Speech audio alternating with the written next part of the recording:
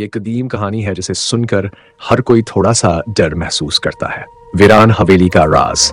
گاؤں کے کنارے ایک پرانی حویلی کھڑی تھی جس کے دروازے ہمیشہ بند رہتے تھے اور اس کے ارد گرد کا علاقہ جاڑا اور سنسان تھا۔ گاؤں والے کہتے تھے کہ وہاں ایک بدروح بسی ہوئی ہے جو کبھی بھی کسی کو اندر آنے نہیں دیتی۔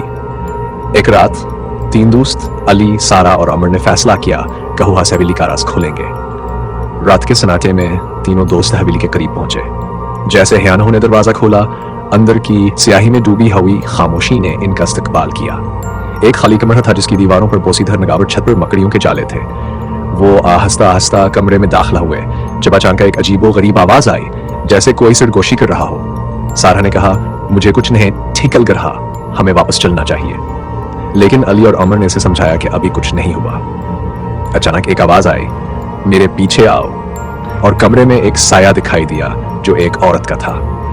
یہ عورت مکمل طور پر سفید لباس میں ملبوس تھی اور اس کا چہرہ غمگین اور خوفناک تھا۔ اس کی آنکھوں میں عجیب سی چمک تھی اور اس کا مسکراہٹ ایسا لگتا تھا جیسے کسی کا جگر کھانے کی تیاری کر رہی ہو۔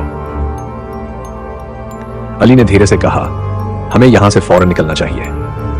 لیکن جیسے ہی وہ دروازے کی طرف بڑھنے لگے، دروازہ بند ہو گیا اور ایک زوردار آواز آئی، کیا تم نے میرا راز جاننے کی کوشش کی؟ اب تمہارا وقت آیا ہے۔ دور کہیں ایک درخت کے نیچے ایک خالی قبر تھی اور وہ عورت وہاں غائب ہو گئی۔ لیکن اس کے بعد تینوں دوست کبھی واپس گاؤں نہیں پہنچے۔ آج تک کوئی نہیں جان سکا کہ وہ عورت کون تھی اور وہ حویلی میں کیوں رہتی تھی۔